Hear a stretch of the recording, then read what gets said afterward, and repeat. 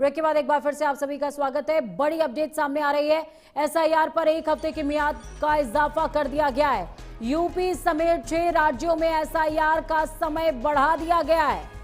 UP में 31 दिसंबर तक समय सीमा में इजाफा किया गया है।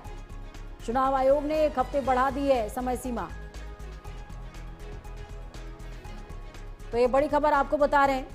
यूपी में जो सबसे बड़ी समस्या है वो डिजिटलाइजेशन की है। फॉर्म डिस्ट्रीब्यूट हो गए, फॉर्म कलेक्ट हो गए, लेकिन उन फॉर्म को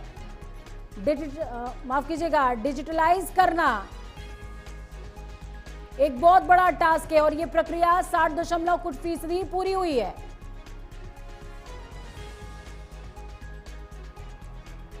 तो ये बेहद बड़ी अपडेट आपको बता रहे हैं। बड़ी खबर, अब 14 दिसंबर तक फॉर्म भरे जाएंगे।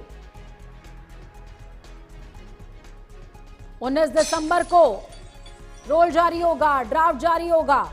एसआईआर पर 1 हफ्ते की मियाद बढ़ा दी गई है, समय सीमा बढ़ा दी गई है। यूपी समेत 6 राज्यों में एसआईआर की समय सीमा में इजाफा किया गया है। अब इस प्रक्रिया के बीच आपको क्या करना है वो आप समझ लीजिए। बीएलओ आपके घर आएंगे, आपको फॉर्म फिलअप करना है, सही जानकारी देनी है, पता करना है कि आपका फॉर्म सही जगह पहुंचा या नहीं पहुंचा। आशीष जुड़े हुए हैं हमारे साथ में ग्राउंड जीरो से, संवाददाता सहयोगी।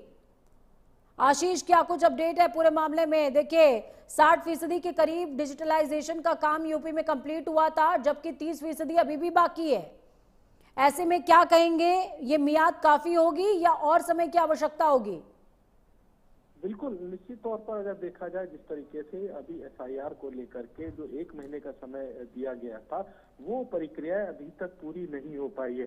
और यही वजह है कि एसआईआर की प्रक्रिया को पूरा करने के लिए सबसे पहले 1 हफ्ते का समय दिया गया था कि 1 हफ्ते के अंदर एसआईआर की प्रक्रिया को पूरा करके सारे जो फॉर्म हैं उनको सबमिट किया जाए। और अब जिस तरीके से एसआईआर की प्रक्रिया को लेकर के 2 हफ्ते का समय दिया गया है, तो हालांकि अभी तक ये अगर देखा जाए तो 60% काम पूरा हो पाया है। बाकी अगर देखा जाए तो अभी जो बाकी जो 40% जो काम बचा हुआ है वो अभी तक पूरा नहीं हो पाया है। इसके लिए बकायदा विपक्ष भी लगातार सवाल खड़े कर रहा था कि एसआईआर की जो प्रक्रिया में जो 1 महीने का समय दिया गया है उसकी समय अवधि बढ़ाई जाए। और यही लगातार चुनाव आयोग से जितनी भी राजनीतिक दल की जो पार्टियां हैं वो लगातार चुनाव आयोग से यही अपील कर रही थी।